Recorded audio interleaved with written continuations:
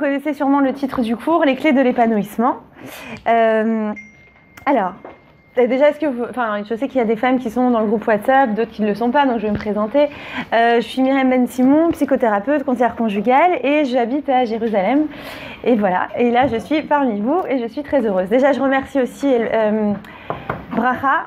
Alors, les clés de l'épanouissement, justement, on n'a pas tous les clés de l'épanouissement. Je pense que c'est pour ça que vous êtes si nombreuses. Non, non, je plaisante. Ce que je veux dire, c'est qui véritablement sait ce qui la rend véritablement heureuse ou qui arrive à être véritablement heureuse au quotidien. Qui peut se dire, ah oui, moi je sais que c'est bon, dans tous les domaines j'excelle ou je suis bien en tout cas, même si j'excelle pas, mais je me sens épanouie, je me sens en accord, je me sens en adéquation avec moi-même, avec mes valeurs, avec ce que je veux vraiment. Qui peut le dire? Déjà, pour pouvoir le dire, il faut d'abord savoir ce que l'on veut véritablement et qui on est véritablement. Et ça, c'est pas toujours gagné. Donc déjà, c'est une première étape. Mais à part ça, évidemment, on vit parfois dans une société où ils prônent que l'épanouissement, c'est d'avoir et de vivre dans un monde où j'ai beaucoup. Et puis finalement, c'est ça l'épanouissement. Et après, on s'y colle et finalement, on se rend compte qu'on a oublié d'être. Et en vérité, la clé, la véritable, évidemment, c'est pas d'avoir, c'est d'être, de savoir être. Et c'est tout un art de savoir être. On ne sait pas toujours comment faire pour être, et c'est pour ça aussi que parfois on va sentir qu'on a des réactions démesurées ou qu'on ne correspond pas à ce qu'on aurait voulu, et ainsi de suite. Pourquoi? Parce qu'on s'est trompé de chemin. Donc on va falloir le retrouver. Voilà, maintenant c'est un peu comme... on pense parfois, voilà, que... J'avais une patiente comme ça qui vient en consultation et tout de suite elle me dit... les larmes aux yeux, vraiment, on sentait comme ça la douleur. Je me suis dit, bon, évidemment, je reçois des fois des cas durs, donc je me suis dit, bon, elle doit vivre quelque chose vraiment de très très fort. Et elle me dit, j'ai tout pour être heureuse. Hein. Déjà, je vous le dis, j'ai tout pour être heureuse. Je dis, mais visiblement, il y a quelque chose qui ne va pas. Ça ne va pas, voilà. Et elle me dit, bah non, justement. Et elle se met à pleurer, elle me dit, non, et j'ai honte. C'est-à-dire, j'ai pas à me plaindre. Je dis, non. Si vous ressentez que vous êtes mal, que ça va si mal, qu'à peine vous parlez de ça et que vous pleurez, c'est que oui, il y a une raison, d'accord? Il n'y a pas un ressenti condamnable. Ce que je ressens, c'est je le ressens. Il n'y a pas je me sens coupable parce que j'avais pas à ressentir ça. Non. Maintenant, le j'ai tout pour être heureuse, finalement, il est drôle. Pourquoi? Parce que qui a dit qu'elle avait tout pour être heureuse puisqu'elle ne l'est pas? Ça veut dire qu'elle n'avait pas tout finalement. Mais pourquoi? Parce que oui, elle avait un travail, elle avait un mari, elle avait des enfants. Bah, au Hachem, c'est déjà super. Mais c'est à voir encore. Est-ce qu'elle était vraiment à sa place dans son rôle, par exemple, de maman, de femme, de... Voilà, toutes les casquettes qu'on doit revêtir, nous, les femmes. Enfin, je dis pas les hommes, hein, les pauvres, les hommes aussi, hein, on dit toujours... Mais... ouais, faut le dire vite. Non mais avoir des femmes aussi fortes, c'est pas si simple. Donc avoir toutes ces casquettes et au travail aussi avoir cette casquette, c'est pas si simple. Donc d'accord, alors je me dis j'ai tout pour être heureuse. Mais c'est pas juste de dire ça. C'est est-ce que je suis en adéquation avec tout ce que j'ai pour être heureuse. Si je suis pas en adéquation avec tout ce que j'ai pour être heureuse, ben je le serai jamais. Donc en fait, vous voyez le décalage qu'on peut rencontrer et la culpabilité aussi qu'on peut rencontrer, enfin qu'on peut devoir vivre au quotidien en se disant mais non mais j'ai justement tout ce qu'il faudrait et en fait je suis pas heureuse donc c'est moi, enfin j'ai un véritable problème, j'ai honte, je suis mal et je m'enfonce et je tombe dans un cercle vicieux où je suis de plus en plus mal. Ça veut dire que au lieu justement de sortir et puis de s'épanouir, je vais m'enfoncer de plus en plus, ainsi de suite. Dans les émotions négatives. On va y venir, c'était tout le sujet. C'est que, justement, qu'est-ce qui lui manquait en fait à cette dame pour être véritablement épanouie et dans le bonheur? Et bien, c'est ce qu'on va étudier et vous aurez la réponse selon le... Voilà, c'est pour vous maintenir en suspense. Alors, donc, quel est en fait finalement, qu'est-ce qui manque? Les clés. D'abord, oui, effectivement, savoir qui je suis, vers quoi je tends, d'accord? Et ça, tant que moi, je ne sais pas, j'ai pas fait ce travail intérieur de savoir qui je suis, vers quoi je tends, je vais pas pouvoir m'épanouir, me sentir heureuse, être bien. Pourquoi? Parce que je peux passer à côté, vivre la vie de quelqu'un d'autre. Comme par exemple, voilà, le cas classique, mais que j'ai eu et que vraiment, quand je discute avec des collègues, on a souvent ce genre de cas, malheureusement. des personnes qui ont fait des carrières que tout le monde pourrait envier, médecins, machin, et finalement, ils ne se sentent pas en adéquation. Pourquoi? Parce qu'ils ont suivi le rêve de leurs parents qui ont dit il faut que tu le sois et c'est ça la clé du bonheur, c'est d'avoir une bonne profession. Et finalement, ils ne sont pas en adéquation parce que c'est pas eux qui l'ont choisi. Donc finalement, c'est pas leur vie. C'est comme s'ils ont l'impression à chaque fois de passer à côté, de satisfaire les besoins de tout le monde, mais pas les siens. Et il n'y a pas finalement, malheureusement, c'est fou, mais il n'y a pas pire pour un être humain que de sentir qu'il ne répond pas à son véritable besoin. Pourquoi? Parce que c'est très simple. On a un potentiel tous en nous, d'accord? On a certaines caractéristiques que l'autre n'aura pas. On est tous incomparables les uns aux autres. On est tous uniques. H.M. c'est le plus grand des artistes. C'est-à-dire qu'il a fait des milliards de personnes, toutes différentes. On ne trouvera jamais de personnes pareilles. On peut trouver des ressemblances, oui. On peut trouver des traits de caractère qui se ressemblent, oui, mais jamais de personnes pareilles. On est d'accord. Même des jumeaux, des jumelles, elles vont être génétiquement les mêmes et finalement, quand on va les connaître, aucun rapport. D'accord? Donc, vu que je suis différente, je ne vais pas pouvoir vivre la vie de quelqu'un d'autre et être heureuse. Il va falloir que moi, j'apprenne à vivre ma vie. D'accord? Et c'est là, donc, trouver sa place, savoir trouver mon identité, finalement. C'est ça qui va, finalement, véritablement m'épanouir et me faire grandir, en fait. Même si c'est plus difficile. Ça veut dire que, par exemple, si j'ai... comment on va dire ça? On va dire, c'est plus difficile, je sais pas, j'ai été médecin, d'accord, disons. Et en fait, c'est parce que on me l'a inconsciemment imposé, d'accord? Ok, et en vérité, moi, d'ailleurs, j'en ai une patiente comme ça, elle se reconnaîtra si elle regarde la vidéo, elle me dit, elle avait beaucoup de capacités, et tout le monde l'a poussée à être médecin. Et même quand elle s'est mariée, son mari était en études de médecine, elle a dit, écoute, fais avec moi, fais médecine. Elle me dit, mais moi, j'aime pas ça. C'était une fille très, très mignonne, très arrangée. Elle me dit, moi, j'aime l'esthétique. Mon rêve, c'est d'être esthéticienne. J'en ai rien à faire d'être médecin. Mais elle excelle, c'est-à-dire, elle travaillait un peu, elle avait des bonnes notes, apparemment. C'est rare, ça fait drôle d'entendre ça. On va me dire, mais vas-y, fais médecin. Quelle esthéticienne? Va faire médecine. Voilà. Après, ce qu'elle m'a dit, du coup, comme tout le monde entre guillemets, me gave, je vais le faire. Mais je sais pas si je vais travailler là-dedans. C'est fou. Mais oui, mais pourquoi? Parce que peut-être que son potentiel, c'est-à-dire ce qu'elle est, elle, doit s'exprimer dans l'esthétique. Ce qu'elle a à donner, ce qu'elle a à transmettre, doit s'exprimer dans l'esthétique, d'accord? Et pourtant, ça peut nous sembler, nous, avec nos yeux très subjectifs, inconcevable. Pourquoi tu vas aller faire esthétique? Voilà, pourquoi tu vas aller faire esthétique quand tu peux faire médecine? C'est pas possible, c'est incohérent, c'est pas normal, ainsi de suite. En fait, chacun, il doit savoir répondre à lui. Et la réponse qui est bonne pour l'un n'est pas bonne pour l'autre. Mais ça, il n'y a que moi qui peux le savoir. Personne ne peut mieux y répondre. Et voilà, c'est ça le truc. C'est qu'on a, et ça aussi, c'est une... Je l'ai mis là. C'est une des clés de l'épanouissement, c'est de savoir ne pas rentrer dans le moule et arriver à se connaître soi-même. Et ça aussi, c'est un travail que l'on ne nous apprend pas à l'école. À l'école, on va nous apprendre justement à les maths, écrire, tout ça. Bon, c'est utile, je dis pas. Mais au bout de quelques années, on ne se rappelle plus du tout de la géographie, l'histoire et les équations. Enfin, perso, moi, je ne m'en rappelle pas. Je parle pour moi. Mais par contre, l'intelligence émotionnelle, elle va compter. Est-ce que j'ai réussi à d'ailleurs, il y a des études là-dessus. Est-ce que après je vous parle des études, mais est-ce que j'ai réussi à créer des liens avec les petits camarades de classe? Est-ce que je n'ai pas été justement traumatisée par les liens que j'ai créés ou que je n'ai pas créés ou qui ont été rompus quand j'ai été enfant? Est-ce que vraiment, quand j'étais à l'école, on m'a appris? Est-ce que vous vous en rappelez ou même nos enfants, on les voit? Est-ce qu'on leur apprend comment se comporter les uns avec les autres véritablement? Ou on leur impose plutôt obéis, sois gentil, ne fais pas ci, ne fais pas ça, il t'a tapé, dis pardon, ça y est, c'est bon, enfin, excuse-le, c'est bon. Donc en fait, cette gestion de la relation aux autres, en vérité, c'est elle qui va nous aider dans la vie. C'est pourquoi? Parce que ça, par contre, toute la vie, on va entretenir des relations.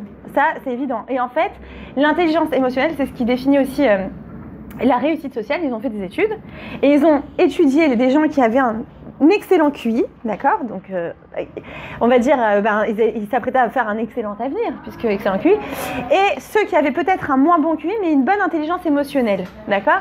Donc, l'intelligence émotionnelle, d'abord, excusez-moi, je ne vous ai pas défini. L'intelligence émotionnelle, c'est la capacité à se relier aux autres et à savoir gérer nos sentiments, d'accord? Nos émotions, les lire, ainsi de suite.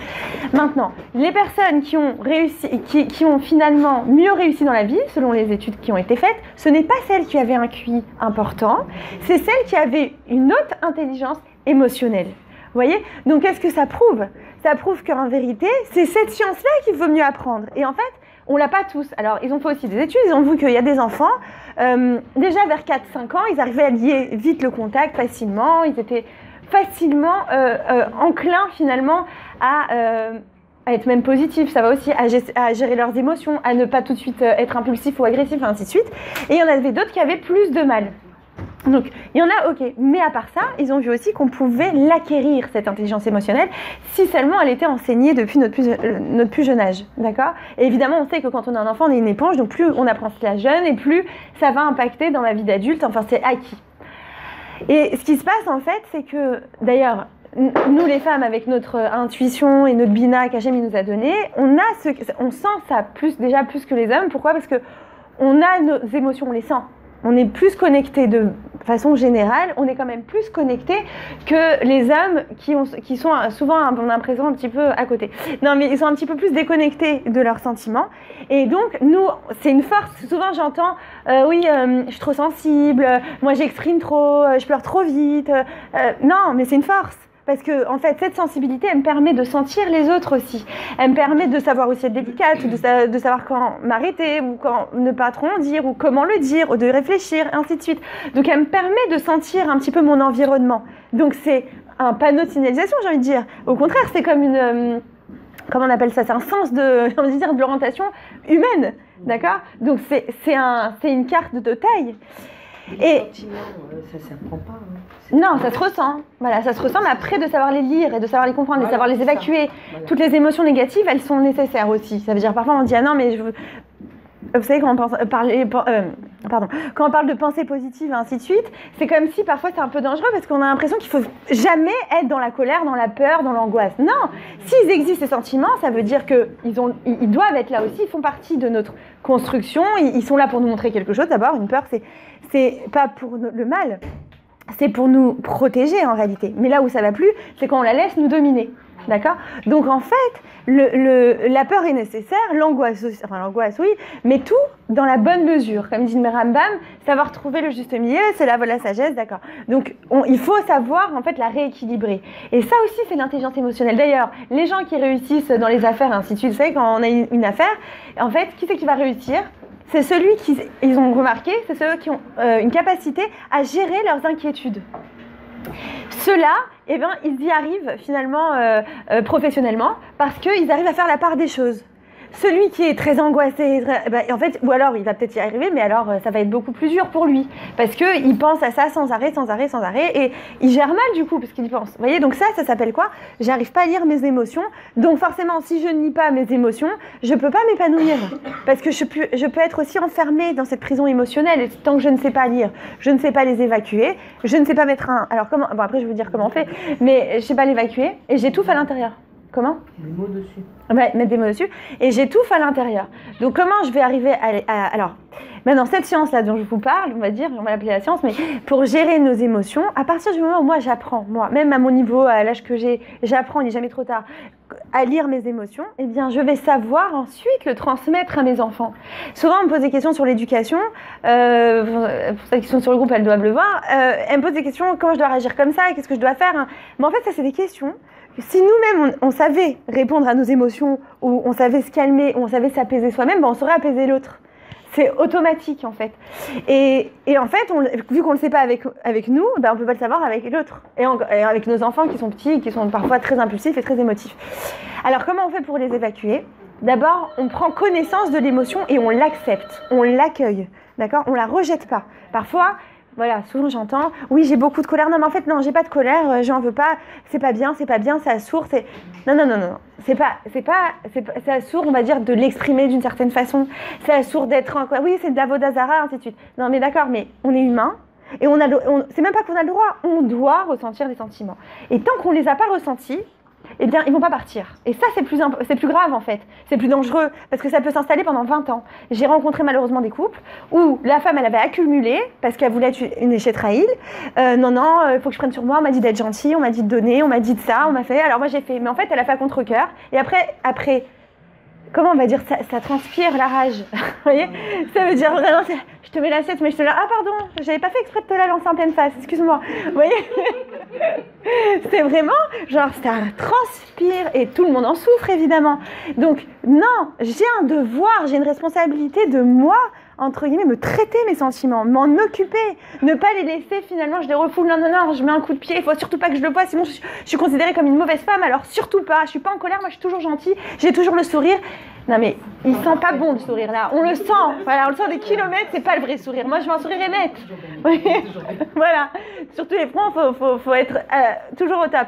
Non, on a le droit, et c'est même pas on a le droit, c'est même, j'ai envie de dire, un devoir vis-à-vis de nous-mêmes et vis-à-vis des personnes qu'on aime, de reconnaître que oui, on peut avoir de la colère, de l'angoisse, de la peur, un malaise, un mal-être, être contrarié, être préoccupé, ce que vous frustrez, on a le droit. C'est même pas, encore une fois, c'est même pas condamnable, c'est un ressenti. Tu vas pas aller te battre contre un ressenti. C'est ça l'idée en fait. Arrête de te battre sur ça. C'est pas, la guerre elle est pas là en fait. Si tu dois faire une guerre, c'est certainement pas contre tes sentiments. Tu dois venir et dire ok, je ressens ce sentiment, je l'accepte, je le laisse venir. Si j'ai envie de crier, donc évidemment, c'est mieux d'aller s'isoler, d'hurler un bon coup, ça fait du bien. Il y a aussi une autre technique, alors ça c'est une petite technique que je vous donne. Vous achetez un petit objet, alors ça peut être un objet symbolique, mais par exemple, je sais pas, j'avais une, elle m'a dit, ah bah vous m'avez donné une idée, parce que chacun est créatif, hein, alors je laisse chacune faire ce qu'elle veut. Elle avait acheté un coussin, bon pas trop cher et tout, elle l'avait déchiré, elle m'a dit, ça m'a fait un bien. J'ai senti que j'évacuais ma colère sur un objet, enfin, même pas, je m'y mets...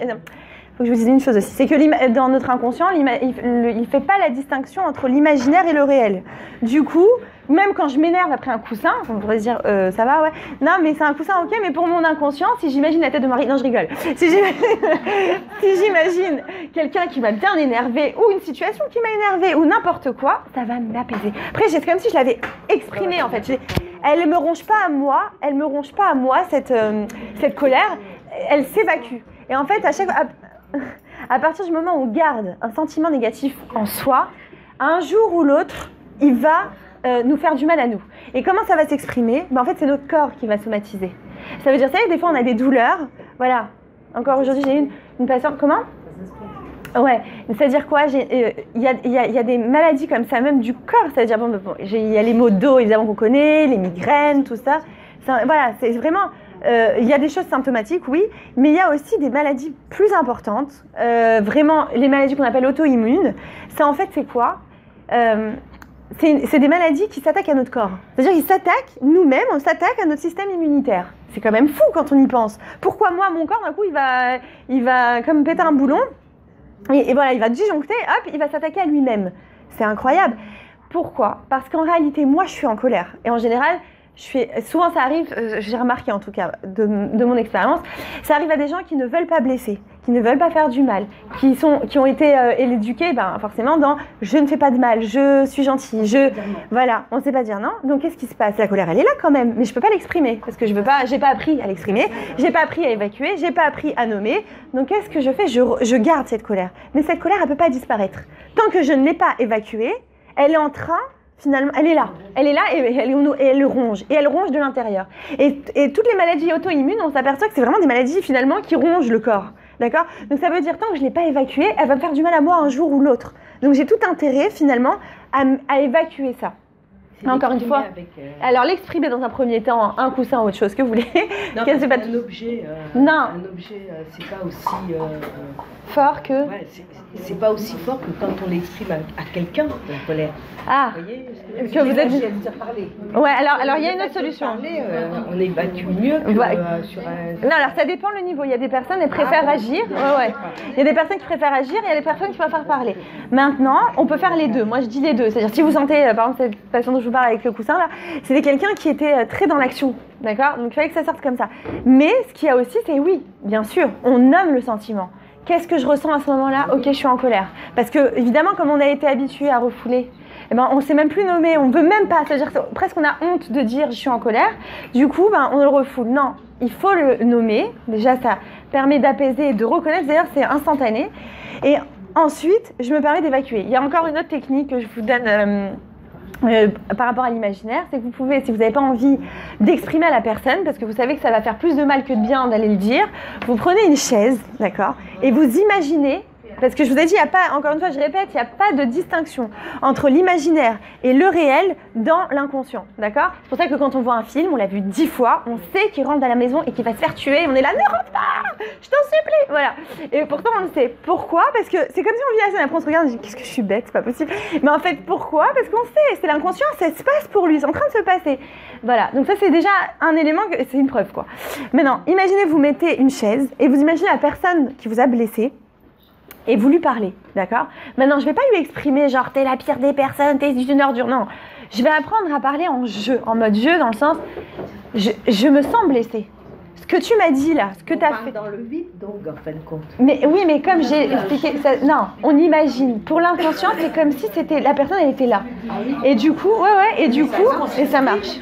Ouais, on s'exprime réellement. Ah ben, mais par contre, faut faire semblant, faut pas qu'on y a quelqu'un parce que là, ils vont se dire oula. Vous voyez, les gens, ils vont, d'accord, vous prenez un moment, vous êtes seul et tout ça, évidemment. On parle pas dans le vide, hein. Ce que je disais, pardon. L'imaginaire, en fait, l'inconscient ne fait pas la distinction entre l'imaginaire et le réel. Ça, d'accord? Ok, maintenant, qu'est-ce qu'on peut faire quand il y a quelqu'un qui nous a vraiment blessés et qu'on sait que d'aller parler, ça va être encore pire, ça va être mal reçu, et ainsi de suite. Donc, qu'est-ce qu'on fait? On va imaginer que la personne est en face de nous. D'accord? On est seul dans notre salon, on s'imagine qu'elle est là. Et là, on s'exprime, on vide notre sac, on parle. Bon, il y a aussi l'idée de la lettre, ça, tout le monde le fait. Mais après, on l'envoie pas, enfin, on l'envoie pas. Voilà, on évite, voilà. Mais ce qu'il y a, c'est de savoir, c'est aussi un art de savoir exprimer nos émotions, même si c'est à la personne qui n'est pas là, avec, sans accuser l'autre. Prendre la responsabilité de son émotion. Ça veut dire quoi? Ça veut dire savoir et être conscient que moi, cette scène ou cet acte que cette personne a fait, je l'ai très mal pris, mais ça ne veut pas dire qu'une autre personne, elle aurait vécu ça, elle aurait vécu de la même façon. On est d'accord? C'est très personnel. Parce que moi, ça fait résonance, on a tous une histoire différente, et moi, ça va faire résonance avec quelque chose peut-être de mon passé, qui va donc réveiller une blessure, et cette personne, elle est venue pile appuyer là où il ne fallait pas. Pour un petit peu illustrer, c'est un peu comme quelqu'un qui avait une douleur physiquement, d'accord, le bras. Il s'est coupé le bras quand il était petit, d'accord, et puis imaginons qu'on n'est pas traité. Et au fur et à mesure, la plaie, elle s'ouvre. Et donc là, la personne s'assoit, imaginons comme ça, puis là, il y a quelqu'un qui vient et qui frôle. Mais la personne, elle hurle, elle se dit, t'as vu ce que tu m'as fait? Maintenant, ça fait 20 ans qu'elle était là, cette blessure. Donc, on ne peut pas dire que c'est l'autre. Ça arrive souvent dans les histoires de couple.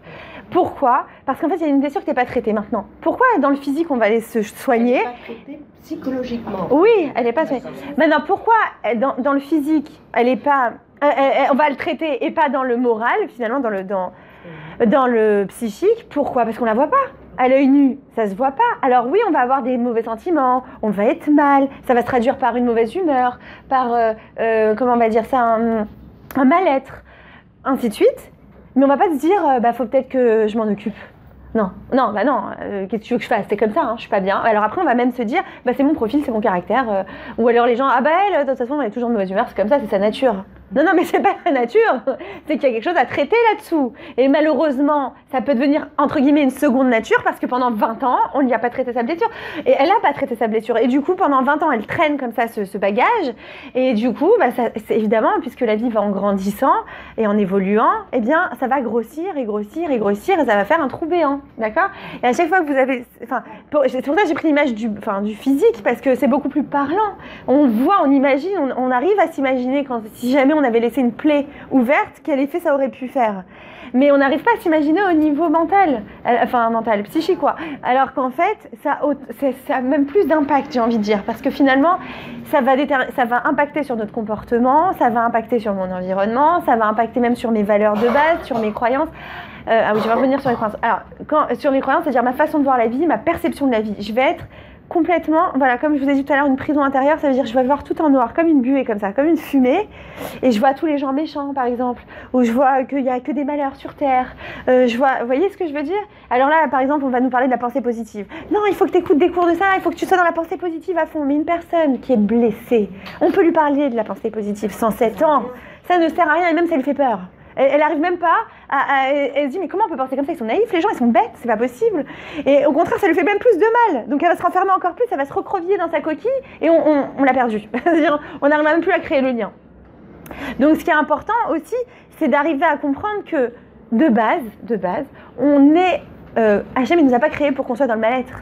Il nous a créés pour qu'on soit au contraire épanoui, heureux, dans l'unité. Toujours on entend dans les cours qu'on soit une lumière les uns pour les autres, qu'on se réchauffe entre nous les cœurs, qu'on s'apporte énormément de bonté et ainsi de suite. Mais ça, on en est capable quand on est libéré émotionnellement de toutes ces émotions négatives. Et malheureusement, ces émotions négatives, elles se sont accumulées déjà parce que dans notre enfance du passé, on va dire, ça peut être une expérience, ça peut être jusqu'à 10 ans, c'était génial mon enfance, et puis à 10 ans, il s'est passé un certain événement qui m'a un petit peu traumatisée, je suis restée enfermée dedans et j'ai pas réussi à en sortir. Oui, ça peut arriver, ce genre de choses. Donc si je ne réalise pas, et c'est ça en fait le grand malheur, finalement, c'est de ne pas réaliser où je me trouve. Parce que, vu que je ne réalise pas où je me trouve, mais je sais que je suis mal, ça, ok, j'arrive à comprendre que je suis pas bien, mais je risque de tomber dans j'accuse l'un ou l'autre que je suis pas bien, c'est parce que lui, par exemple, pour reprendre l'exemple, celui qui m'a frôlé, bah c'est sa faute, il m'a fait super mal, Mais en fait, on a compris, c'est pas lui qui a fait mal, c'est toi qui avais déjà une douleur ici et qu'elle n'avait pas cicatrisé. Donc quand il a à peine frôlé, ça a pris des proportions terribles. Donc ce n'est pas tellement de sa faute, mais à toi de prendre la responsabilité de ta blessure, d'accord? Et de prendre la décision finalement de s'en occuper et de réaliser. Vous voyez, vous cernez l'idée. Donc ça déjà, c'est la première, je veux dire, la première clé de l'épanouissement. Alors évidemment, on ne va pas pouvoir toutes les voir. J'ai presque envie de dire, je me demande si elles ne sont pas l'infini, parce que énormément d'éléments sont là pour nous épanouir en vérité. À nous de savoir le voir. En fait, c'est ça. Tout le secret, il est là. Si dans ma perception des événements, des situations, je suis plutôt dans une vision négative, puisque j'ai trop mal pour voir le bien, eh bien forcément, plus rien ne va m'épanouir. On aura beau me tendre la main et tout ça, j'aurais du mal, d'accord? Donc c'est vrai que la première étape, c'est d'abord de savoir où je veux, enfin, comment m'en sortir, où sont les clés de ces émotions-là négatives, et vouloir déjà se libérer. Déjà, même lâcher prise. Alors comment on lâche prise? Déjà, on va apprendre à pardonner. Ça veut dire que, comme je vous ai dit, souvent les blessures, elles viennent de notre enfance. Elles viennent de notre enfance, ou comme je dis, ça peut être à 15 ans, ça peut être un événement, ça peut être par exemple... Malheureusement, l'école, par exemple, j'ai été traumatisée, les enfants, ils se sont toujours moqués de moi. Vous voyez, c'était pas simple à gérer, c'était des blessures. Après, je crée des complexes. Et ainsi de suite. Qu'est-ce que vous mais appelez lâcher prise? alors voilà, le lâcher, donc j'en reviens, ça peut être ça, mais qu'est-ce que ça veut dire? Ça veut dire qu'il va falloir que j'apprenne à pardonner, pas les situations, parce que les situations, elles restent une situation, mais les personnes qui m'ont touchée à ce moment-là. En fait, quand je les pardonne, parce que souvent quand on creuse, en fait, il y a celui-là qui m'a fait du mal, ou il y a cette situation qui m'a vraiment pas plu parce qu'elle était là, ou parce que... Et du coup, en fait, on garde rancune contre une personne. Et après, cette rancune, on en veut à l'autre, finalement. Même si on ne va pas se venger ou quoi, on en veut. On a encore cette colère enfermée à l'intérieur de nous. Et en fait, quand on va pardonner, ça va nous libérer à nous. Parce que des fois, on a du mal à pardonner. On tient comme ça. Pourquoi? Parce qu'on a l'impression que quand on le pardonne, il ne mérite pas que je le pardonne. Donc pourquoi je vais aller le pardonner? Il ne mérite pas. Je lui fais une tova de pardonner. Je suis trop gentille après. Ça veut dire, moi, je vais pas me pardonner à moi-même. Et le plus grave, c'est ça, de ne pas se pardonner à soi-même. Bien souvent aussi, bon là je touche à un autre sujet, déjà je finis avec ça. Pardonner, arriver à libérer l'autre finalement, c'est libérer moi de l'emprise que l'autre avait sur moi. Vous voyez l'idée? Ça veut dire libérer l'autre, en fait, c'est pas libérer l'autre, pardonner, c'est pas libérer l'autre, c'est me libérer moi de l'emprise que l'autre avait sur moi. Parce que, en fait, en ne pardonnant pas, je reste donc dans mon émotion négative. Je reste donc dans ma prison. En pardonnant, je fais la paix avec moi-même et donc je suis en paix, donc je le libère lui. Ok, mais je me libère moi surtout. J'ai gagné en fait. D'accord, maintenant, le plus grave, c'est quand on n'arrive pas nous-mêmes à se pardonner. Ne pas se pardonner, ça veut dire quoi en fait? Ça veut dire ne pas s'accepter. D'accord? Quand moi je ne m'accepte pas, eh bien, forcément, je ne peux pas m'estimer, je ne peux pas m'aimer. Or, justement, qu'est-ce qui va m'aider véritablement à m'épanouir? C'est cet amour, on va dire, que je peux entretenir vis-à-vis de moi-même. Et il n'y a pas de honte à entretenir de l'amour vis-à-vis de soi-même, attention, pas dans le sens narcissique, dans le sens je m'estime, je me respecte, j'ai aussi une valeur, j'ai conscience de ma valeur. Je n'ai pas honte de ma valeur, au contraire. Hachem, il a mis en moi, c'est-à-dire je sais que c'est pas de moi. Hachem, il a mis en moi ses ressources parce que j'ai un rôle, d'accord? D'ailleurs, si on ne veut pas, comme nous dit la Torah, si on ne veut pas tomber dans la gava, toujours se rappeler d'où je viens, où je vais et à qui je vais rendre des comptes. Ça recadre. Et on doit se la poser toutes les matins, cette question, ces 3 questions.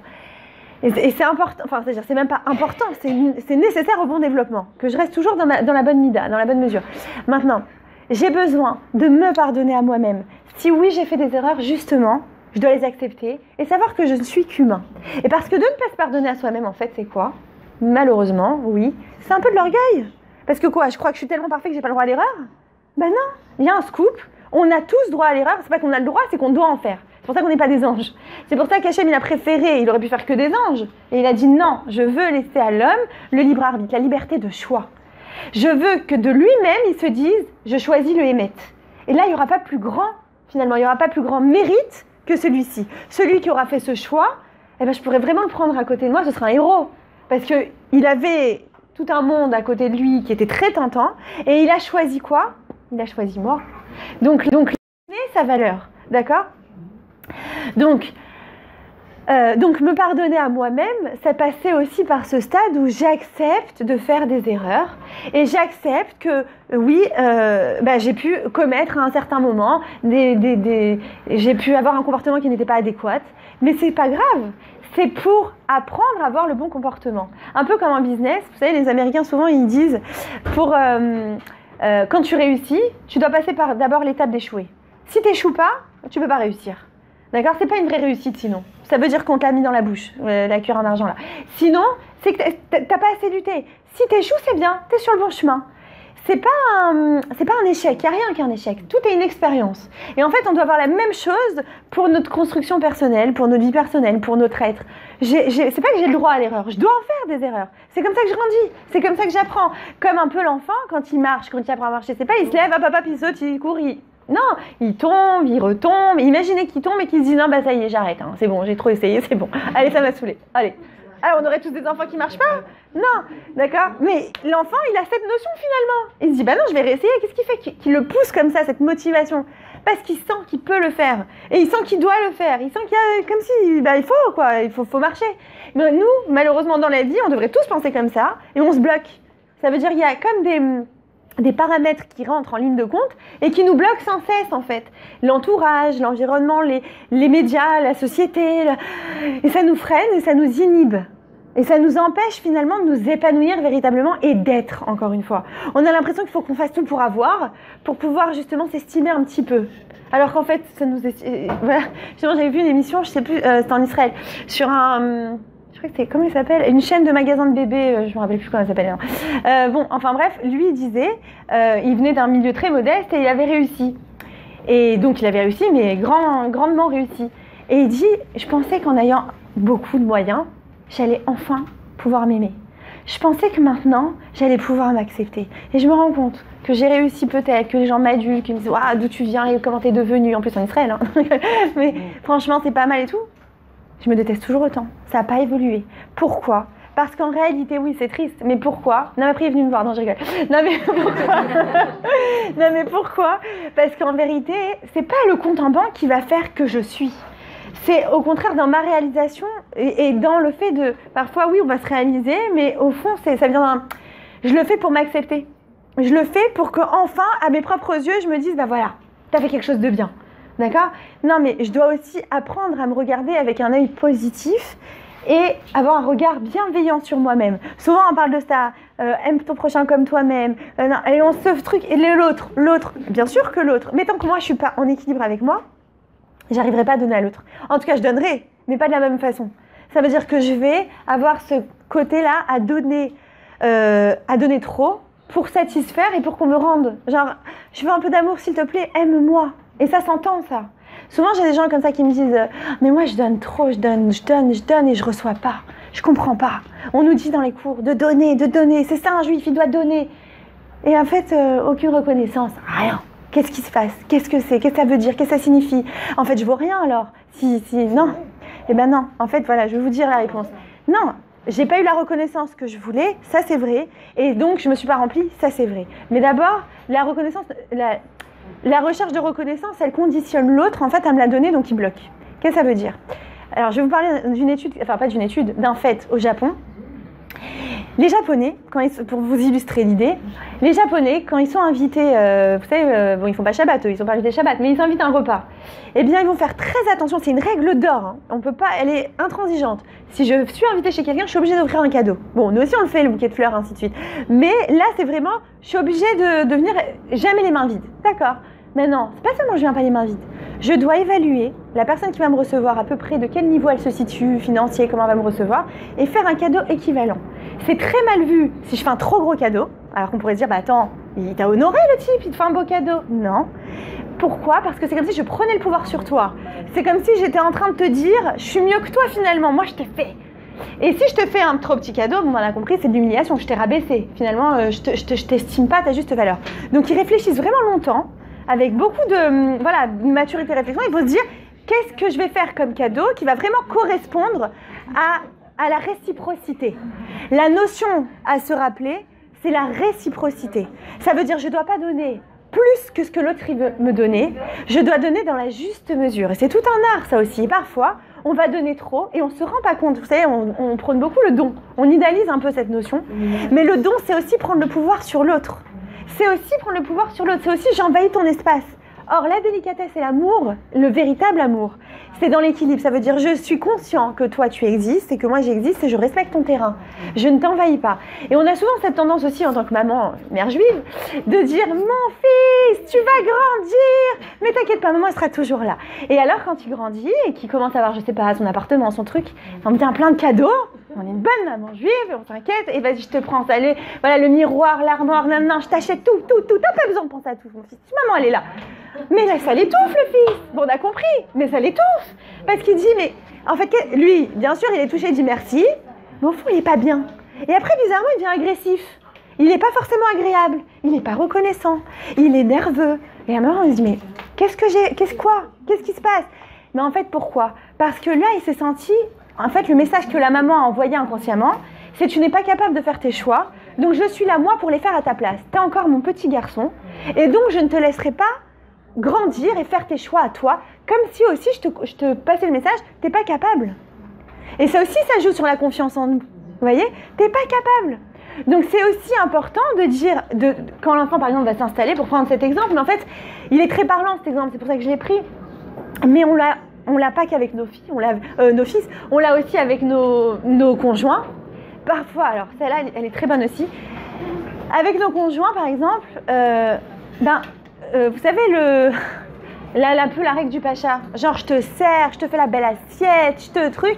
Et le mari, au lieu de dire merci ma femme, merci, il dit quoi? Ça lui coûterait, ça lui arracherait la bouche de me dire merci, je comprends pas. Je me suis mise en 10, j'ai arrêté tout, rien que pour son repas, et regarde celui-là, même pas il sait dire merci. Au contraire, il sait dire, ah, c'est pas assez salé là. Ça manque de goût là. Mais attends, je t'avais pas dit que j'aimais le cumin, toi tu t'en mets pas, mais je comprends. La femme elle est perturbée, mais attends, je comprends pas. J'ai donné, j'ai fait comme le cours de Torah il a dit là, et voilà ce que je prends. Attends, je vais aller le voir le rave demain, je vais lui montrer. Il connaît pas mon mari. Mon mari c'est un goujat, il a pas compris. Mais en fait, qu'est-ce qui s'est passé dans son système finalement? Il s'est senti trop servi. On lui a trop donné et lui il a pas été capable, enfin comme s'il pouvait pas rendre en fait sur le coup. C'est genre, pourquoi tu me donnes autant? Je me sens mal à l'aise avec ça. Non, ça veut dire quoi? C'est pas seulement une question d'éducation. Depuis des générations, la femme juive, elle est comme ça. Bah oui, mais la femme juive... Non, vous avez pas... Alors, regardez, je refais. Oui, je refais. L'idée, c'est que... Non, regardez, vous allez comprendre. L'idée, c'est pas ça. L'idée, c'est que lui, dans son espace... D'accord, nous on a l'habitude en tant que femme juive, comme vous dites, de donner. Et on nous a toujours appris, il faut donner. Le problème, c'est que comme j'expliquais tout à l'heure avec, rappelez-vous des Japonais, le don, ça veut dire aussi prendre pouvoir sur l'autre si je donne pas de façon équitable, si j'en donne trop. Et l'autre, il se sent envahi dans son territoire, envahi dans son espace, il étouffe. D'accord? Donc, je dois savoir donner en respectant ce que lui, il est capable de me donner. Si je vais... D'ailleurs, ça me rappelle que souvent, j'ai des femmes qui me disent « Non, mais c'est les femmes qui donnent pas beaucoup, hein, qui sont respectées. C'est pas celles qui sont comme moi qui donnent autant. Hein. Ça, là, on les considère comme des serpillères. Hein. Mais vous savez quoi? C'est quoi le secret? Vous savez c'est quoi le secret? Alors là, c'est le secret de votre vie. Je crois que c'est le cours pour les femmes juives. Non, mais vraiment, c'est quoi le truc? C'est qu'en vérité, les femmes qui ne donnent pas autant que ce que vous dites et qui savent s'occuper d'elles, eh ben, elles laissent l'espace à l'autre. Et ouais, elle laisse l'espace à l'autre. Ça veut dire que l'autre, il a la capacité... Parce que c'est quoi le plus beau don? C'est de pouvoir donner à l'autre l'occasion de donner. Vous avez compris l'idée? L'occasion, c'est quoi? C'est quoi? Alors je répète. Non, mais vous savez pourquoi ça vous bouscule là? Bon, je vous laisse digérer, allez-y. Je voulais... non. L'occasion de donner, ça veut dire quoi? Quand on me donne beaucoup, on devrait se dire, dans genre la logique des choses, mais plus on me donne, plus je suis content. C'est sur un plateau, c'est génial. Non. Vous savez pourquoi? Voilà, par exemple, on va prendre un autre exemple, ça va mieux illustrer. Les enfants qui naissent dans des familles déjà bien aisées, et que les parents eux-mêmes, ils ont souffert pour avoir de bons moyens, vont avoir tendance, pas tous, il y a certains parents qui vont avoir tendance, je veux pas que mon fils il manque de quoi que ce soit, d'accord? Je vais lui donner, ok? Je vais le couvrir de cadeaux. Qu'est-ce qui se passe? L'enfant plus grand, et j'en ai un, et je vous assure que ça c'est vraiment, c'est typique, voilà, c'est typique. C'est que l'enfant plus tard, inconsciemment, il en veut à ses parents. Il sait pas comment faire pour lui s'affirmer, pour lui grandir. Il a été trop couvert, il a été assisté, voilà, vous avez dit le mot. Et il n'a pas supporté. Quand je suis assistée, j'en veux à la personne qui m'a assistée. Au lieu de l'aimer plus, j'en veux. Pourquoi? Elle m'a pas donné mon espace pour moi grandir. Quel est le plus beau cadeau que je peux offrir à quelqu'un que j'aime? C'est de lui laisser l'espace pour grandir. Or, nous, qu'est-ce qu'on nous apprend? Faut donner, donne ma fille, donne. Non, mais quand tu donnes, tu l'étouffes. Alors, on fait quoi? On ne peut pas construire une relation équilibrée si toi tu donnes trop et lui pas assez. Donc, on va équilibrer la relation. Commencer ou se situer. Alors, justement, on fait comme les Japonais, on réfléchit. Ça veut dire quoi? Que quand on est en face à un homme, d'accord, et on voit que par exemple, il commence à devenir agressif quand je lui fais un super repas, signal d'alarme. Peut-être que là, je ne l'ai pas mis à l'aise. J'en ai trop fait. D'ailleurs, ça ne vous l'a pas fait, vous, voilà, en tant que femme, parce que là, on prend l'inverse, c'est plus... En tant que femme, quand il y a un mari, combien j'en ai eu comme ça, des filles en chidouk ou je sais pas quoi, le type, il est amouraché, ça y est, il veut se marier, machin, et il en fait trop. Il arrive, il veut déjà, je sais pas moi... C'est pas comme une femme, elle se donne, elle fait un bon repas, elle ne va pas dire rien. Non, mais c'est pas il dit rien. C'est pas seulement il dit rien. C'est en plus il fait des réflexions. Ça veut dire non. Je dis pas que c'est dans tous les cas, mais très souvent en vérité, il est agressif, il devient agressif parce qu'il sent comme ça qu'il n'est pas à l'aise en fait. Tout simplement, quand quelqu'un d'abord, de toute façon c'est clair, quand quelqu'un est agressif, c'est qu'il y a quelque chose qui ne va pas, on est d'accord. Sinon il ne serait pas agressif. Alors parfois c'est avec lui-même que ça ne va pas, c'est vrai.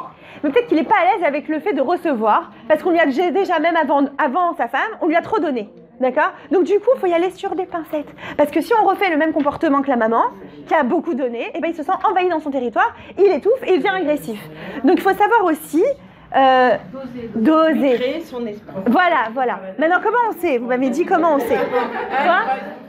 Tout le monde, quoi, en gros. Ouais. Non, après ça devient... Faut devenir des matheuses. Tu fais ça, oui. Ah ouais, des fois ils attendent. Non, alors c'est ça le piège. C'est très bien que vous ayez relevé ce point. Alors madame, elle dit, mais s'ils reçoivent pas autant qu'ils ont reçu de leur femme, ils vont être en manque, quoi. Ça veut dire c'est pas bon aussi. C'est vrai, ils vont dire elle me donne pas assez. Moi, chez ma mère c'était mieux. Hein, j'étais plus gâtée, ainsi de suite. Ouais. Mais en fait, ce qu'il y a, c'est vrai, c'est que c'est une prise de conscience qui est nécessaire aussi. Ça veut dire oui. Faut voir aussi la relation, comment elle était, mais dans le sens que s'il a reçu, qu'il était entre guillemets d'accord et qu'il a quand même eu son espace, il a réussi à se créer, il a réussi à se construire, on voit que ça va, c'était équilibré, ok. Mais si on voit qu'en réalité, il est dans l'agressivité avec ses parents, et il y en a, hein, je sais pas, mais moi j'en vois, il y en a, ils sont très agressifs. Pourquoi? Parce qu'ils se sentent en danger. Parce que, encore une fois, ils se sont sentis envahis. Donc ils se sentent en danger. Donc là, eux, on a compris, ils n'ont pas besoin de recevoir autant. Au contraire, il faut baisser la dose à eux. Vous voyez ce que je veux dire?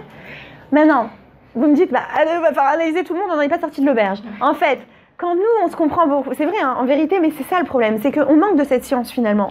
Pourquoi? Pour travailler là, je sais pas moi, pour faire tout ce qu'on fait, on n'apprend pas. On fait 4 ans, 5 ans d'études des fois. Et même quand on arrive dans un boulot où il n'y a pas besoin d'études, on va faire une formation. Et quand on va rentrer dans la vie, elle est où la formation? J'allais dire, elle est où? Franchement, elle manque. Donc oui, c'est vrai qu'il y a ça à apprendre, comme je vous ai dit au début du cours. Cette intelligence émotionnelle, c'est ça aussi. C'est ça, intuitivement, je sais que faut pas que j'aille trop sur son terrain. Ou là, je sens que j'ai débordé. voyez, c'est aussi une prise de conscience qui est nécessaire. Et cette prise de conscience, elle va m'aider. Donc c'est ça aussi qui est important dans le couple, c'est de dialoguer aussi, de savoir, d'arriver à se parler. Il y a des personnes aussi, elles me disent, mais avec lui, impossible de parler. Mais là aussi, alors je sais pas si c'est le don ou autre chose, mais on s'est tellement senti, entre guillemets, en danger, qu'on s'est renfermé dans notre bulle, et du coup, on refuse le dialogue. Et c'est sûr que c'est très dur, hein, je dis pas. Mais c'est aussi un signe de quelque chose. Et dans ce cas, c'est aussi à travers. Dans ce cas, on va dire, je sais pas comment on peut dire, c'est savoir être assez fin, on va dire, et être assez délicat pour ne pas. C'est le sixième sens, mais on l'a. On est gâté par la nature, on l'a. Par la nature, par Hachem, on l'a. Donc ça va. Mais c'est pas pour rien qu'il nous a fait si intelligents, vous voyez quoi. donc pour en revenir à ça. Notre épanouissement, donc, il va venir du fait que je suis bien avec moi. Et quand je suis bien avec moi, en fait, je suis équilibrée. C'est quoi être bien? C'est savoir, justement, être équilibrée. Quand moi, j'arrive, en tout cas, alors, bien sûr, il n'y a pas de perfection dans ce monde, mais en tout cas, je tends vers cela. Je suis bien, je suis libérée de mes émotions négatives, comme on a vu tout à l'heure.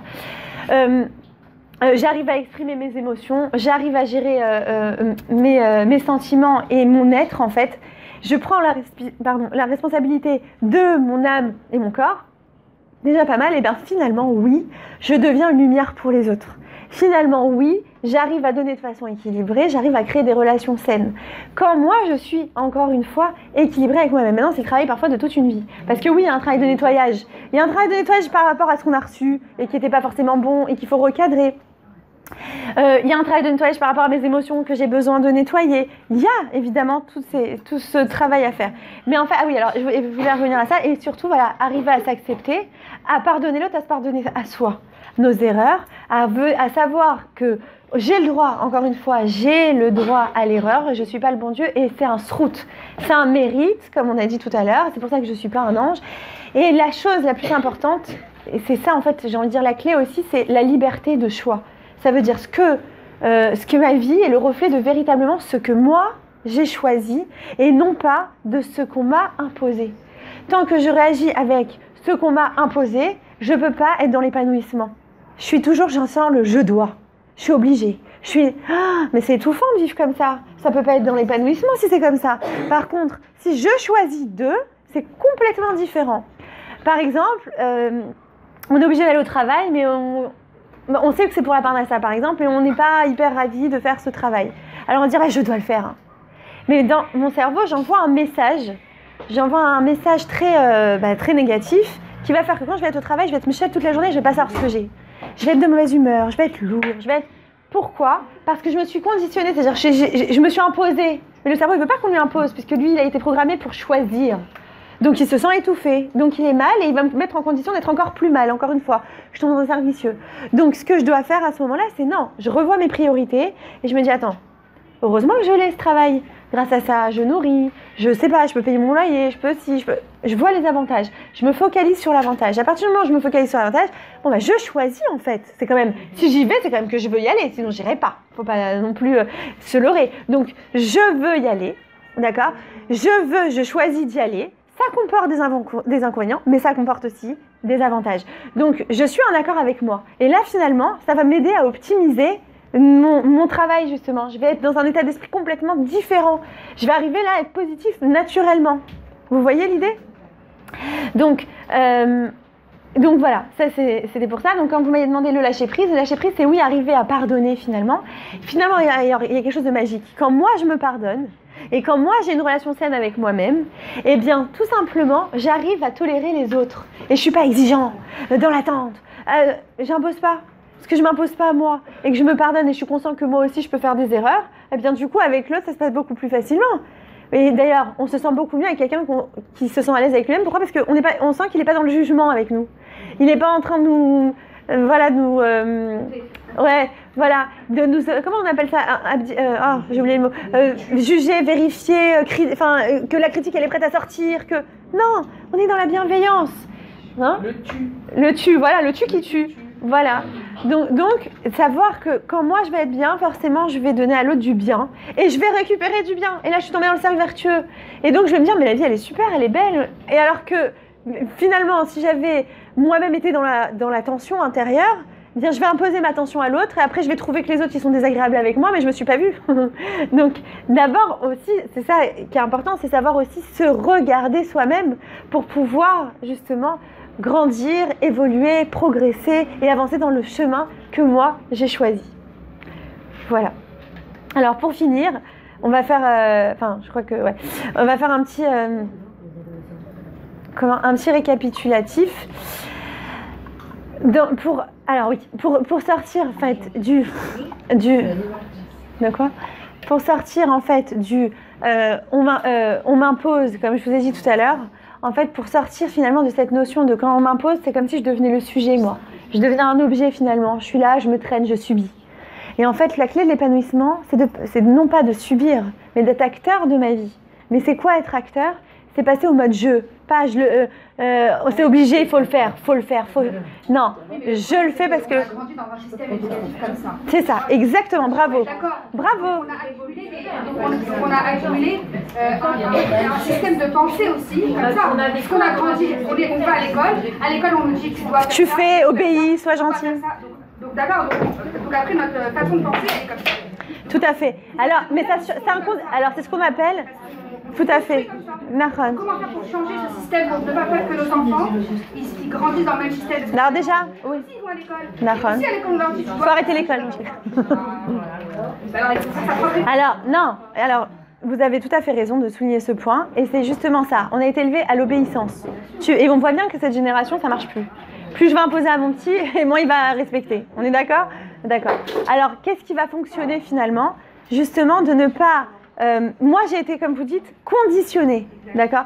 À moi de faire cet effort, de sortir de ce conditionnement, rentrer beaucoup plus dans la réflexion et dans la liberté de choix. Là, je retrouverai mon libre arbitre finalement. À partir du moment où je rentre dans le libre arbitre, je rentre dans cette liberté de choix, je rentre dans cette action, eh bien mes enfants le sentent et sont beaucoup plus indépendants de caractère. Vous voyez? Si moi je fais mon travail intérieur, de toute façon je ne pourrais pas le imposer à mon fils, à mes filles. Je ne vais pas lui imposer parce que moi je ne le fais plus avec moi-même. En fait, on se comporte souvent avec nos enfants comme on se comporte avec soi. Ça veut dire, voilà. Oui. On est conditionné. Voilà ce que je vous ai dit, on est conditionné. À nous. Eh ben, il faut lui donner. Ben, voilà, dans les ateliers d'éducation. Ben, alors, à l'école. En tant que maman, par exemple, j'ai fait un repas ce soir, d'accord? D'accord. J'ai demandé à mon enfant qu'est-ce que tu as envie de manger. J'ai fait le repas, il rentre de la maison, il y a le repas qui est là. Et ben, ça peut être. Généralement, j'essaie de faire des choses qu'ils aiment. Oui. Mais après, chacun a son goût. Donc, j'ai plusieurs enfants par prochaine. Oui. Ça veut dire quoi? Moi, je me dis, maman, tu dois manger, c'est le repas que j'ai fait. Non. Finalement, il est toujours dans ce système-là où il est obligé d'obéir et de manger ce qu'on lui donne. Non, mais le truc de. Ce qui va arriver à ce choix-là. Alors. Non mais attendez, choisir ça veut pas dire non plus qu'il n'y a pas de règles dans une maison. Au contraire, il faut choisir, mais il faut aussi savoir que je suis dans un cadre. C'est très important. Maintenant, ce qu'il y a, c'est que le cadre ne doit pas être étouffant, d'accord? Comme vous dites, ah, mon enfant, il n'a pas la liberté de choisir. Alors le repas, il n'a pas parce que la règle à la maison, c'est que maman, elle décide pour tout le monde, pour l'agencement et tout ça, de ce qu'on va manger. Mais par exemple, vous pouvez faire une fois par semaine, je sais pas si vous avez plusieurs enfants, chacun il choisit un repas et si maman elle peut le faire, elle fait. Si elle peut pas, elle le fera dans 2 semaines, l'honora. Mais vous voyez, vous lui donnez déjà cette capacité de réflexion. Qu'est-ce que j'aime? C'est quoi mon goût? C'est important, ça le sensibilise. Et même pour les vêtements le matin par exemple, c'est pas genre tu mets ça et tu y vas. C'est viens, tu préfères. Enfin, en fait, il faut lui donner 2 choix parce qu'après il va être trop perdu aussi. Encore une fois, toujours cadré. Tu veux ce pantalon rouge ou ce pantalon bleu? On lui laisse le choix. Et vous allez voir qu'au début, l'enfant, il va dire ah, je t'ai pas reconnu, c'est Golda. Tout à l'heure, je te regarde. L'enfant, il a besoin de savoir, il a besoin de s'entraîner à la prise de décision. Vous savez, des fois, je rencontre des gens, ils ont 30 ans, 40 ans, ils n'arrivent pas à prendre une décision dans leur vie. Ils n'arrivent pas. Bon, il y a d'autres raisons aussi, mais il est tard, je ne veux pas vous... D'abord, ils n'ont jamais choisi. Ils ont jamais... Exactement. Déjà, 1, parce qu'on leur a imposé. Et 2, parce qu'ils ne sont pas connectés à leurs sentiments. Qu'est-ce qui m'aide à choisir? Qu'est-ce qui fait que je sais que j'aime le fromage ou j'aime la viande? Qu'est-ce qui fait que? Ça, c'est ce qui va faire aussi, ça va être mon conditionnement aussi selon mon vécu. Et en fait, je voulais dire une chose, je suis partie sur autre chose. Oui, ce sentiment de savoir ce que j'aime et ce que j'aime pas, c'est un entraînement. Ça veut dire depuis petit, si on m'a poser déjà la question, ça va réveiller quelque chose en moi. Même si à l'école ils le font pas, malheureusement l'école n'a pas encore changé comme on voudrait, mais ça va venir, j'en suis sûre. Déjà à la maison, on peut laisser plus de choix, d'accord? Et lui montrer, bon, à l'école il y a des règles, mais moi je te laisse la possibilité, je te laisse l'espace, d'accord? Maintenant, je voudrais juste vous parler d'une notion importante aussi dans la liberté de choix justement. Parfois, on pense qu'on est libre de choisir certaines choses, et en fait on ne l'est pas. Notre inconscient il nous a conditionnés. Exemple, j'ai une patiente qui était venue pour un tout autre problème, et on a venu à parler de ça. Elle vient, elle me dit, vous savez, elle me dit, moi, je sais pas, elle me parle du restaurant, qu'elle devait aller avec son mari, tout ça, et puis elle me dit, ah mais moi par contre, je mange que du fromage quand je vais au restaurant. Alors je sais pas comment c'est vu ici en France, mais genre en Israël, c'est style, ah les restaurants, si tu sors, enfin surtout dans le milieu haredi comme ça, si tu sors, faut manger de la viande. C'est ça qui est respecté, c'est ça qui est de la valeur en fait, d'accord? Voilà, mais voilà. Et elle me dit, non, moi j'adore, et elle commence, ses yeux ils commencent à briller comme ça, elle me dit, oh, j'adore les salades comme ça, coupées en tout petit, avec du fromage dedans. C'est vraiment drôle. Je lui dis, bah dis donc, ça compte pour vous le fromage, je vois ça. Et je commence à lui poser des questions sur son passé. Et chez vous, vous mangez plus quoi, fromage ou viande? Ah non, chez moi, ma mère, ah non, mais elle faisait que de la viande. Elle restait 3 heures devant les marmites, et c'était moi qui étais chargée du ménage après. Et ma mère, et alors elle commence à me raconter, et dit donc en fait, vous auriez voulu que votre mère, elle passe un peu plus de temps avec vous et un peu moins à la cuisine. Ah ben oui, complètement. Et elle a passé plus à ça, parce qu'il y avait toujours des invités, parce qu'il fallait, parce que c'est comme ça, parce que la viande. Donc la viande, elle peut plus savoir. Et finalement, c'est pour ça qu'elle se dirigeait vers le fromage. Elle s'est maintenant elle le cuisinait aussi pour sa famille. Attention, quand elle recevait viande, parce que c'était ça qui est voilà, c'est ça. Et puis c'était ça qui était reçu, surtout dans le milieu je me fais du lait. Donc pour me faire honneur, il va falloir faire de la viande. D'accord, mais elle le faisait à contre-cœur comme ça, c'était dur pour elle. Et quand je vous dis qu'elle parlait du fromage avec amour, c'était vraiment avec amour. Et en fait, qu'est-ce qui se passe? Pourquoi je vous en parle? Parce que finalement, c'était son vécu. Je vous prends cet exemple parce qu'il est très parlant pour d'autres situations que vous pouvez adapter dans vos vies. Cette histoire de fromage, en vérité, elle n'avait pas choisi finalement de tout sa liberté. C'est pas qu'elle aimait vraiment le goût du fromage finalement. C'est qu'elle ne voulait pas le goût de la viande. Et que la viande lui rappelait quelque chose de douloureux dans son passé. D'accord? Et donc, comme c'était douloureux dans son passé, quand elle mangeait de la viande, ça la remettait en arrière. Donc en fait, c'était pas un choix d'aimer le fromage. C'était pas un vrai choix. C'était exactement une porte de sortie. D'accord? Une porte de sortie. Et très souvent, on fait ça dans la vie. Et voilà, après le cours, réfléchissez. Qu'est-ce que je fais véritablement? Parce que j'ai envie, parce que ça me fait plaisir? Ou parce que c'est une consolation? C'est plus que ça. C'est une issue de secours. Je peux pas manger de la viande, ça me rappelle mon passé douloureux. Et d'ailleurs, on a fait un travail après, là-dessus. Et elle a plus vu la viande, parce qu'en fait, la viande était associée dans le cerveau. Il fait des liens. D'accord? Donc, viande égale rafra, quoi. Ménage, parce qu'elle devait faire le ménage après, c'est elle qui était chargée du ménage.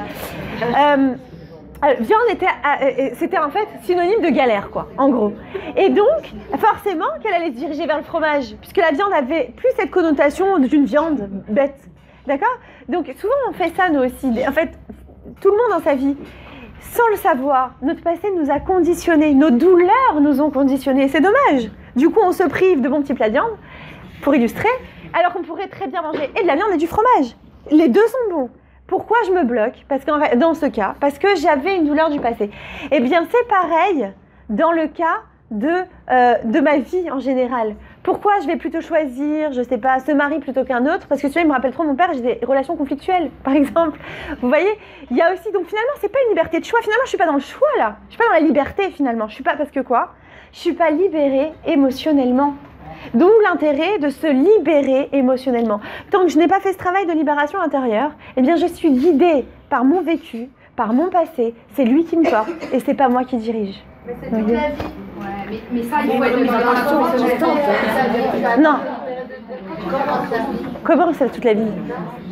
La remise en question. Comment on peut aider nos enfants justement à ne pas refaire les mêmes erreurs? En les aidant à comprendre et à s'ouvrir à la réflexion, d'accord? Et en sachant, comme on a dit tout à l'heure, à partir du moment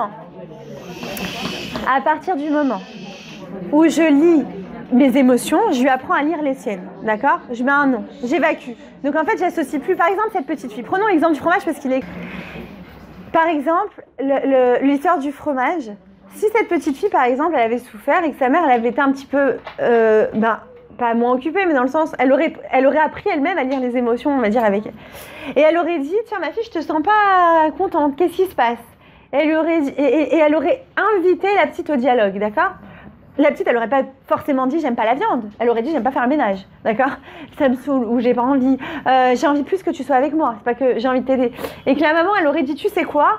La prochaine fois, ou tu cuisines avec moi, ou je vais t'aider, ou elle lui aurait fait voir le côté positif. Elle aurait donné un sens à ce plat de viande. Je suis convaincue que cette petite fille, en grandissant, elle n'aurait pas été obligée, entre guillemets, elle ne se serait pas obligée à aimer le fromage.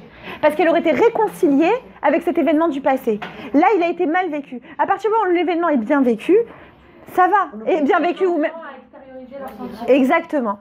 Voilà, pas avoir peur de leur réaction, les aider à extérioriser. Maintenant, encore une fois, j'ai le droit à l'erreur. Il peut avoir un ressenti qui n'exprime pas ce que moi j'ai voulu qu'il ressente. C'est pas ma prolongation.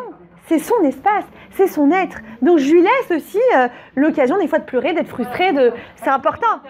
Non, pas du tout. Au contraire, il faut que le processus se fasse et que lui, il apprenne à se connaître aussi. Vous voyez, c'est un peu comme quand le petit casse un jouet et il pleure. Et il pleure pendant 2 heures parce qu'il y a quelqu'un, qu'est-ce qu'on va faire? Enfin, 2 heures, si on laisse pleurer 2 heures, on va, on lui dit attends, mais je vais t'en acheter un autre, mon chéri, oh là là, t'as de la peine, moi aussi, maman, elle a de la peine pour toi, attends, on va faire quelque chose, tiens, un bonbon, tiens. On essaie, viens, regarde le petit oiseau là-bas, viens, on va le voir. Mais en fait, on le dévie, on lui apprend que quand on a mal, soit on va manger un bonbon, on refoule, soit on mange un bonbon, soit on regarde autre chose, soit on y va. Et qu'est-ce qu'il va faire plus tard, cette personne? Pareil, elle va refaire la même chose. Donc elle n'a pas appris à lire ses sentiments, encore une fois. Tandis que si sur le coup, au contraire, on lui dit oui, je comprends que ce jouet, tu y tenais, tu jouais bien avec. Il y en a une, elle me dit ah mais si je dis ça, il va pleurer 3 fois plus fort. Non, non, c'est ça, de ça on a peur en vérité. Mais non, parce qu'on a mis un mot sur son émotion que lui, il sait pas encore comprendre. Il ressent tout, mais il comprend rien. C'est-à-dire, mais nous, on l'aide, on le guide un petit peu. Ah, tu ressens ça. Alors lui, il va dire oui, c'est ça, ça va. D'un coup, il va se calmer et il va comprendre. Enfin, quelqu'un m'a compris. On va montrer une preuve d'empathie. Je suis pas seule. Et à partir du moment où quelqu'un comprend ma réalité intérieure, en fait, comme nous, hein, en tant que femme, il y a un truc qui nous a perturbés. Si on appelle une copine et qu'elle nous dit oh ça va, il y a plus grave. Oh, c'est pire que tout. Ça, je raccroche, j'ai encore plus les nerfs que quand je l'ai appelée. Si par contre elle me dit ah là là, je te comprends. Et tu tenais à ça. Ah bah oui, ça a dû. Ah, il y a enfin quelqu'un dans le monde qui comprend ce que je ressens. Ouh, je suis pas seule. Et là, je suis capable de trouver moi-même des solutions et à rebondir après. Ça va mieux. C'est pas. Aujourd'hui, la bonne Non, après déjà moi je retrouve des solutions à l'intérieur de moi. Le problème n'est pas résolu pour autant, c'est vrai souvent, mais moi j'ai retrouvé mes forces, j'ai retrouvé mes ressources, je suis reconnectée. Ah ok, bon c'est vrai, ça c'est pas bien, mais je peux le voir d'un autre angle. Tandis que quand on me laisse dans ma mouise, encore une fois dans ma prison, je n'arrive pas à en sortir. Et c'est ça en fait que l'empathie va nous aider à faire, c'est que je permets à l'autre de sortir de sa prison intérieure, émotionnelle, qui m'étouffe et qui m'empêche de vivre. Voilà.